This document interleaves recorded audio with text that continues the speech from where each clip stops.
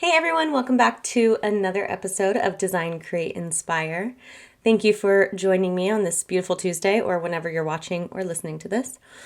Um, so, a lot of my episodes, I talk about business and mindset and architecture in general, but I was thinking about it and realized I've never really given a story of who I am and how I got to where I am and how I started my business and basically like what led me to that. So today I just want to take it back a little bit and tell you a little bit more about me and how I'm here.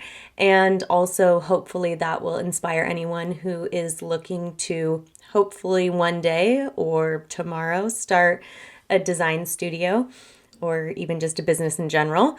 Hopefully, this will inspire you, like how to get started or maybe what steps to take, and also some of my kind of things I wish I would have known before I got started, or just things I keep in mind now that I run a business. So, a little bit about me. I do talk a little bit more of like my architecture journey in my first episode about what's an architect because I talk about like what I went to school for and all that stuff. But a little bit about me. I came from a family of entrepreneurs. So, I was definitely born and bred an entrepreneur. I was doing sales, door to door drawings at 2 for 25 cents.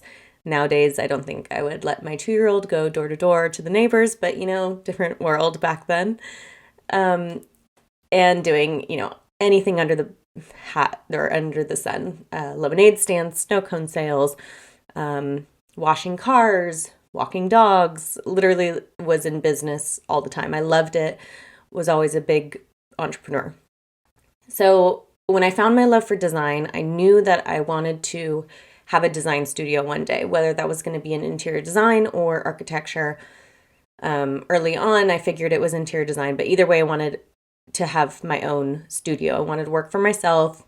I wanted to control how that looked. So when I went to college, I got an undergrad.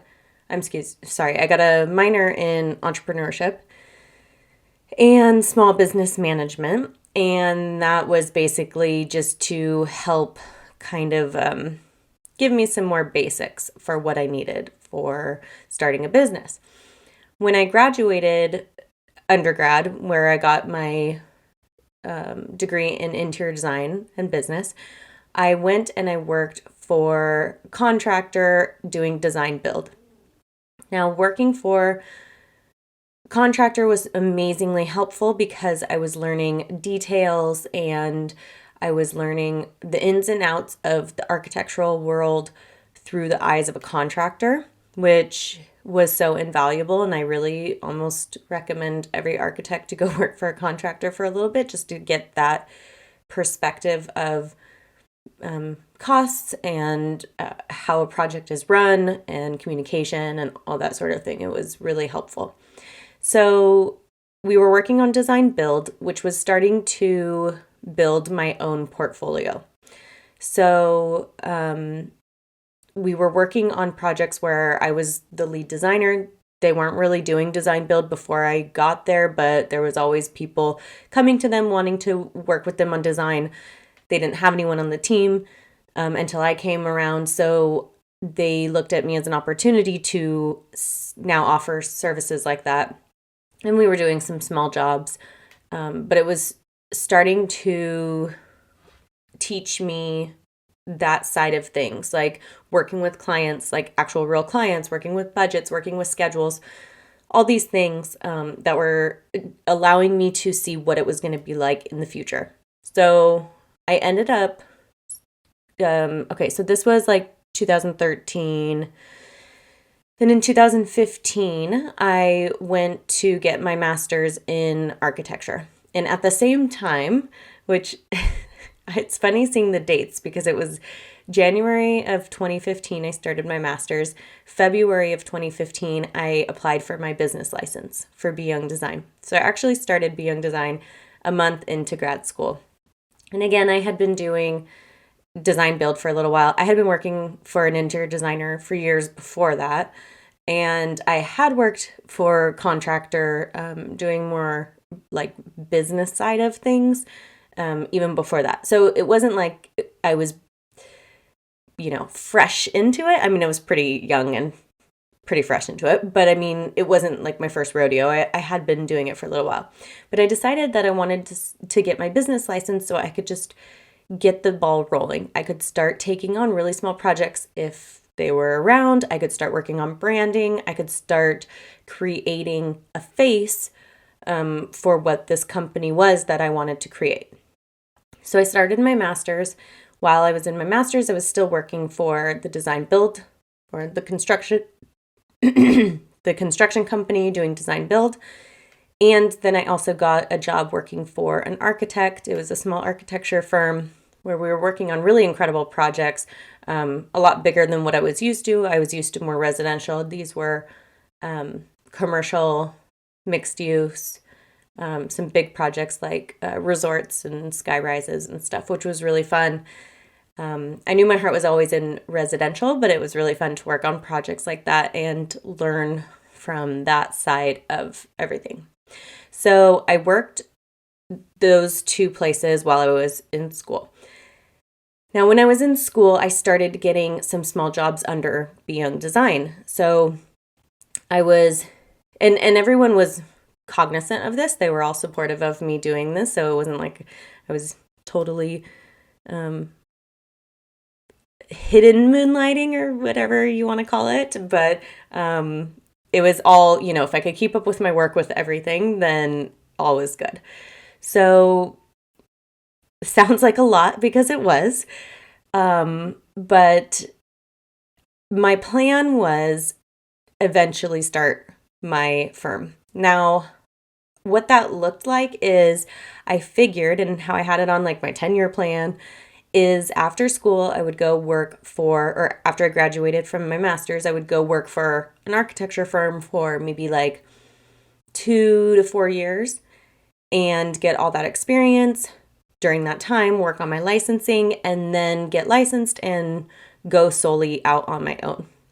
Now, things changed a little bit because my last year of grad school, I got pregnant. My husband and I had been together for like 8 years, so it wasn't, totally out of left field. But it ended up happening a little sooner than we had anticipated. So, which is wonderful. And I'll tell you why, because so I found out I was pregnant May, right before I started my thesis year. Now, I was really excited about my thesis year because I had all these big ideas of what I wanted to do. And I remember one of the first people I told, "Oh, I'm pregnant. I'm so excited about this." Which, and they said, "Oh, well, what about school?" And to me, I never really felt like it had to be one or the other. I've always wanted to be an architect and I've always wanted to be a mom. So to me, it was just, oh, well, I'll just figure it out, make it happen. And I'm going to come out with a whole nother episode all about that specific topic about being a mom in architecture and kind of that dichotomy that we have to live with as women of choosing one or the other or feeling like we have to choose one or the other, and what that looked like of not choosing one or the other, kind of trying to do them both. I want to have a discussion about that, and then also one about passing the exams while a mother too, which isn't easy. But that's a whole nother topic. So, so I decided, well, I'm going to do the year-long thesis. And my due date was the first week of winter quarter. And I just made it really clear to all my professors, hey, I'm going to work my ass off the first fall quarter. Fall, winter quarter, and then spring? No, I don't know. I was due January, whatever that looked like. And I was supposed to graduate in June. So everyone was super helpful with me. I worked really hard during that fall And I got ahead so that I knew I was going to be out for like a little bit. But with that said, I literally came to school the day before my due date to meet with my thesis advisor. And we're sitting there and she goes, "When are you due?" And I'm like, "Oh, tomorrow." She's like, "You shouldn't be here. Did you drive by yourself?" I'm like, "I'm fine." So you just kind of, you make things work and you figure it out. But so then had my beautiful daughter. And then I remember like 2 weeks later into after I had given birth, my professor emailed and said, "Oh, I've been wondering like when you're going to be back in school." And I was like, "Oh, shoot. Is she already expecting me back?" Like I thought I had this little buffer because I, kind of worked ahead and I've been obviously communicating through email, which now with all the stay at home things, like how easy would that have been? And so I'm like, okay, I'll be there on Wednesday. So I show up with my daughter because I couldn't really leave her at 2 weeks. Just with my husband, I was breastfeeding and anyways. And so I show up and my professor goes, "Oh my gosh, she's so little. How old is she?" And I said, "Oh, 2 weeks." She goes, "What are you doing here?" I'm like, "I don't know. I thought I was supposed to be here." And she's like, "No, go home." I said, "Oh, okay. Well, let me know what I need to do. I can sit here I'm already here. I'll work for a little bit." But needless to say, I stuck with my work and worked hard, and newborns sleep a lot. And luckily, my newborn was a pretty good, she was a good sleeper. She slept a lot during the day. And then being up a lot at night, I was used to that because of architecture school. So it all kind of worked out. I was able to graduate in June as planned. Now, here is the whole point of that whole story is to tell you kind of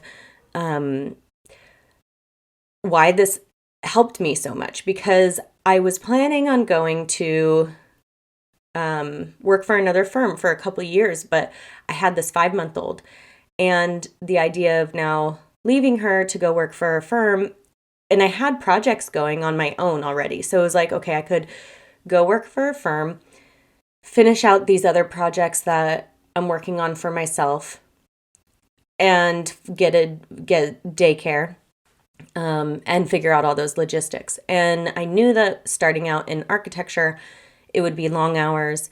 The pay really isn't that great when you're starting off. And so when I was working it out, what I was making working for myself versus what I would be making elsewhere, plus like the daycare and everything and the added hours and the flexibility that I had, it just did not make sense.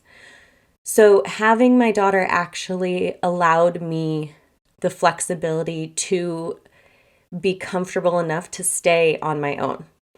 So in the beginning, of course, a lot of times I would feel like, okay, what am I doing?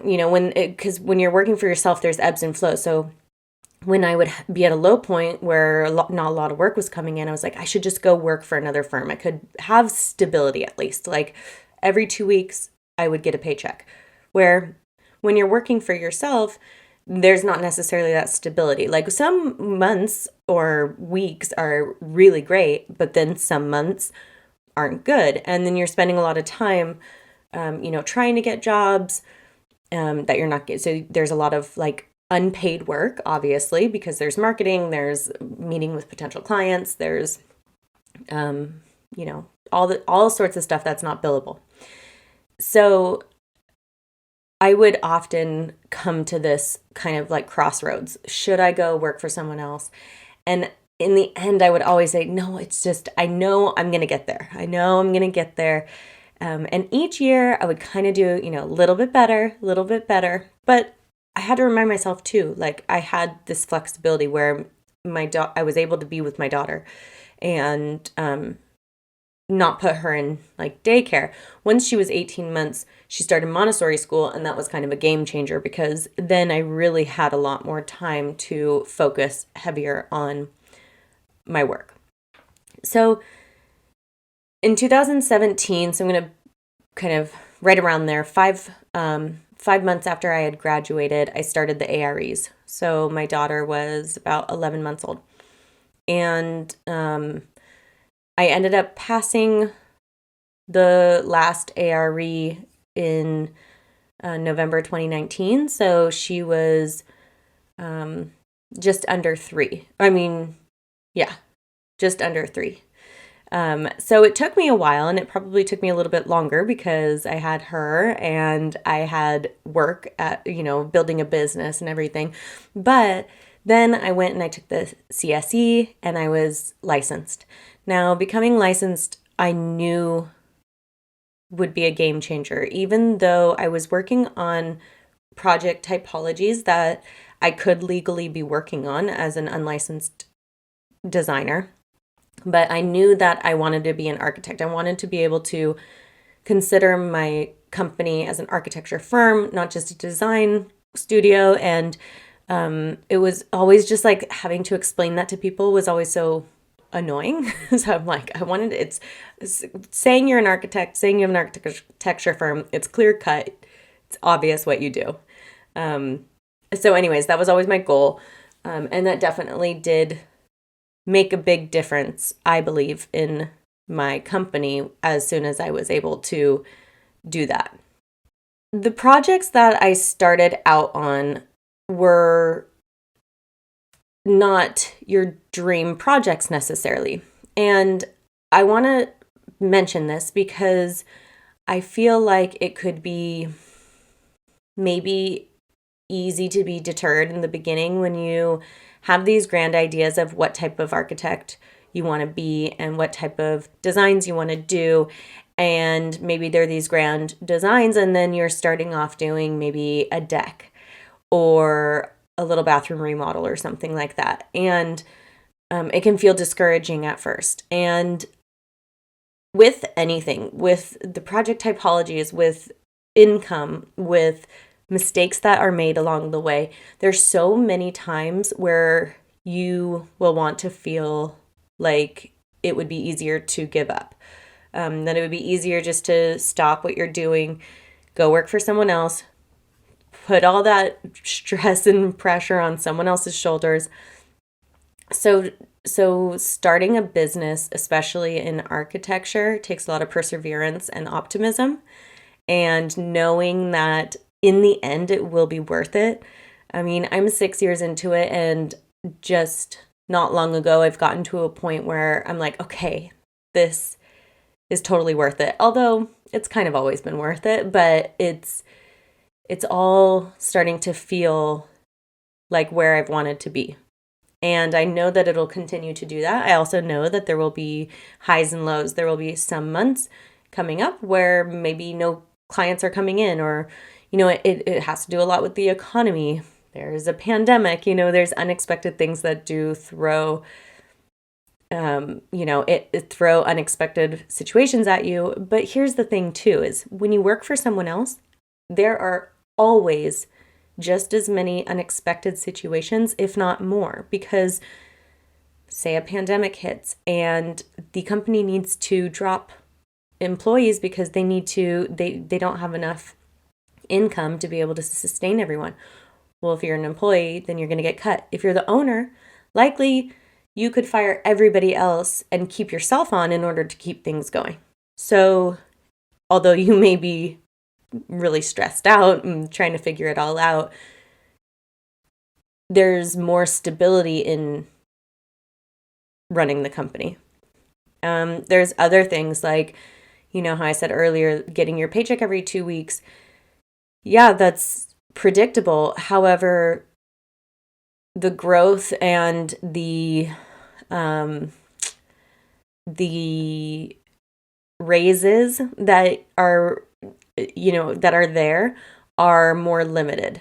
So of course there's growth. Of course there's all sorts of potential there. However, it's usually like capped, or usually it's because, you have to have a conversation with somebody, and it's not so much related to how hard you're working. And I don't know, maybe that's not the case, but that's how I feel. And with running your own company, yeah, you do get hit when you don't have projects coming in. If you have people working for you, it's terrible to feel like, okay, now I have to let someone go, or you can't pay payroll or whatever. that is so not good feeling. But then when you're profitable, those profits go into the company and then go back to you. So there's so many more pros that go along with that. So there are pros and cons of starting your own business versus going and working for someone else. I am a firm believer that not everyone is meant to be entrepreneurs and business owners. And if we were, then this society wouldn't function properly because everyone would be a business owner and you wouldn't have anyone to work for you. So I think that there's a right position for everybody. And I think we're in this like entrepreneur era where it's like cool to be an entrepreneur. I don't know. And then maybe it's just something that I see because it's the world I'm in, but I feel like I see it so often, and I don't want people to feel like you're less of because you don't want to run a business. Running a business is, especially in architecture, is a lot because you have to wear a lot of hats. You have to be an architect, you have to be a politician, you have to be a graphic designer, you have to be literally, I mean, I could go on and on and on. Marketing, you have to be business, an accountant, all these things. And of course, this is mainly for like a solopreneur. Once you get established enough, you can start hiring people for these, which is the goal. But I think it's important to know that a lot of architects or designers just want to be designing. They don't really want to be dealing with all this other stuff. And sometimes when you're the business owner, the last thing you're doing is designing, or that's just one tiny piece of the puzzle. So I think that's a really important thing for people who are wanting to be business owners or start their own company, is to remember that it isn't all glitz and glam. What you see from the outside is just a tiny, tiny, tiny piece of what goes on behind the scenes. So it might not be for you, but that's okay. I mean, you can always try it out and see. So if you do want to try it out, I want to share just kind of the things that I wish I would have known from the beginning. Not that it would have really changed anything, but and maybe actually it's better, how sometimes it's better to not know things, because if I knew everything before I started or knew what I was getting into, I might have been a little too nervous to start. So I don't say any of these to freak you out or deter you in any way, just to give you a heads up of what to expect. And one of those things, I kind of mentioned a couple of these, is one is the project typology. Like I said, you might be starting out doing decks. It might take 5 years to even start working on the projects that you really want to be designing. And it's really easy to look at other companies or other architects and see what they're doing and what they're designing and being like, ugh, why am I not getting projects like that? Now, here's the thing. I believe every single project I've worked on has been a stepping stone to the bigger projects. If I would have started with the big project, I would have been so over my head. I would have made so many mistakes. I wouldn't have known what to do. So each little thing has been a development. And whether that's in architecture or whether that's in how I communicate with my clients, my project deliverables, my proposals, all these things get better and better and better with each project you have. So starting small is not a problem. Starting small is almost a gift because you're not so overwhelmed with all the details of a big project. You can start working on things like your deliverables in the beginning on a smaller project. So just know that, but then know to appreciate those different typologies.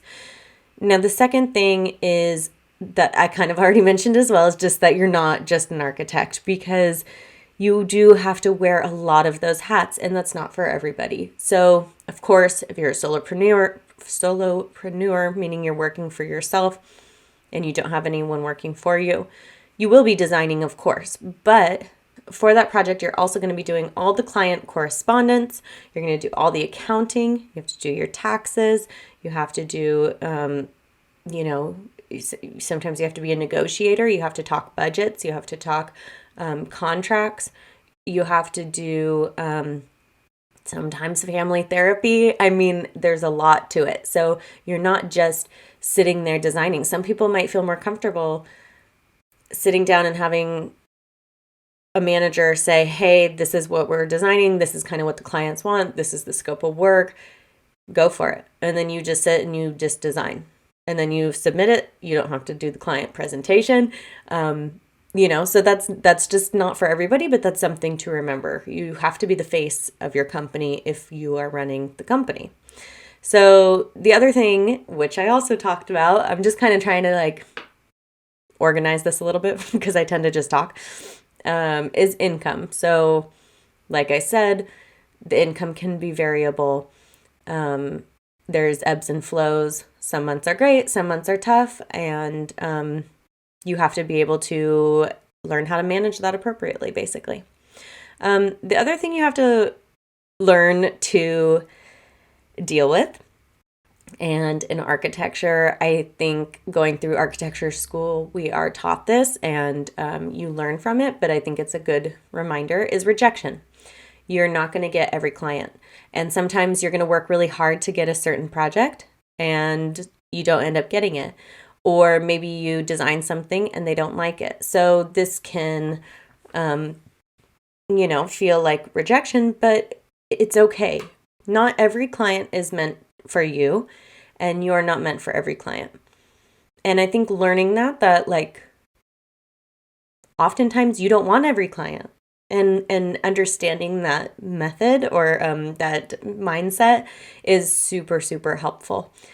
Not to get too invested in something because you might just not get everyone. But here's the thing too, is if you don't get that client, it's a better one is waiting for you. It frees up the ability to have a better one come along. So just being aware of that, not taking it personal, but knowing that it's a big part of it. And that's just, you get used to it. It's not a problem, but just something to be aware of. The other thing is mistakes. So mistakes will happen. We are human. No set of plans is perfect.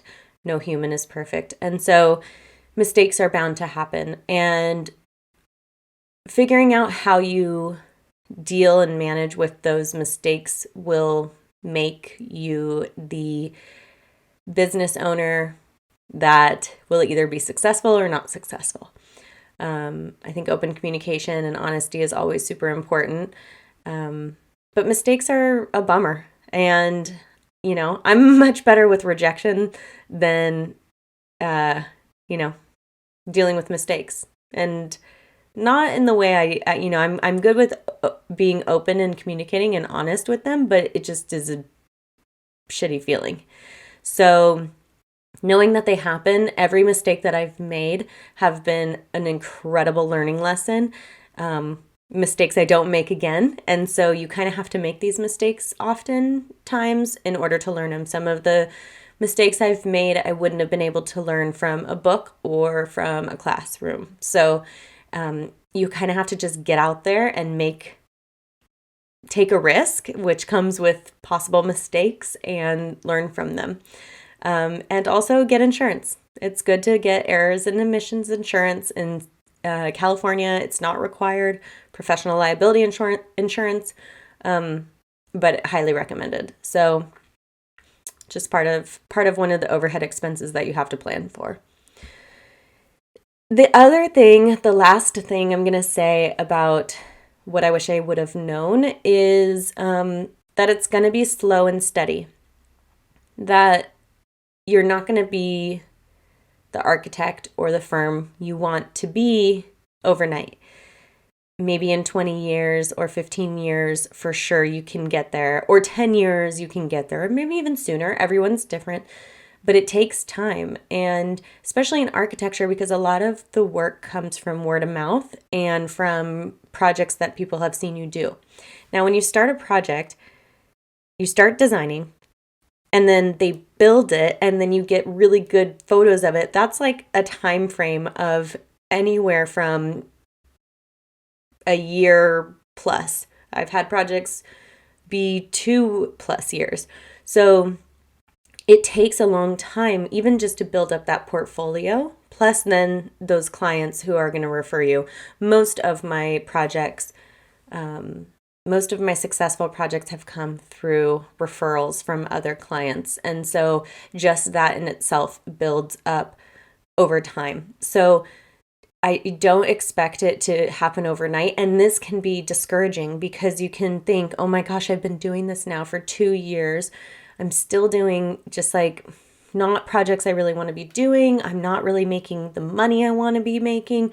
But the way I looked at it was each year I was doing a little bit better. It wasn't a whole lot, but it was a little bit better. And each project, I'd still have projects that like didn't really like light me up the most, but there would be like one new project that was a little bit better.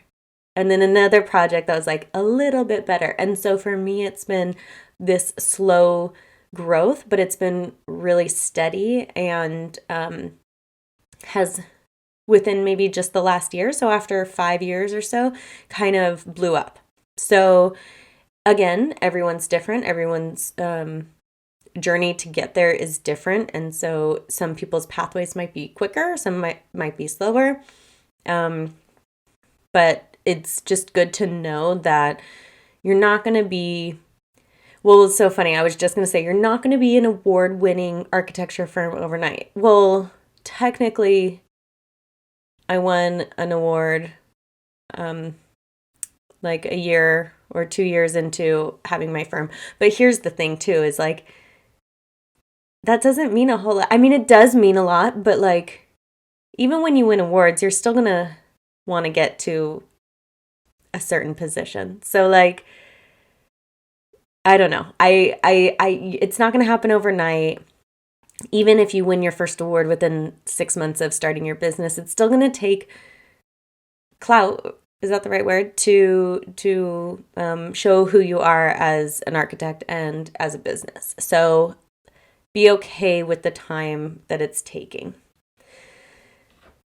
Now, I was going to go a little bit into how to get started to if you wanted to start a company, but the episode's getting a little long, and so I want people. This next topic is really important, and so I don't want people to miss it if they only listen to like the first half of this. So I think next week I am going to talk about how to get started. So if you are maybe a student right now or working for someone else and you're like, I want to start my own studio. What can I do today to get started? What can I do to prep, or how can I literally get started today? So I'm going to talk about that next week. I think it'll be good on its own accord. And I'll also talk about like when I recommend getting started and any other tips or tricks I have. So if you want anything else to be included on that, you can shoot me an email or a DM on Instagram at BYoung Design. Leave a comment here on YouTube. It's funny, on podcasts, you can't really leave comments. So there's not any like direct conversation, but you can go on my website, BYoungDesign.com. I always have show notes /blog corresponding with this episode. So you can leave a comment there. There's literally 1,000 ways to get a hold of me, and I'm usually pretty responsive. So stay tuned. Next week, we are going to talk about how to get started and any last words of wisdom I have for getting started.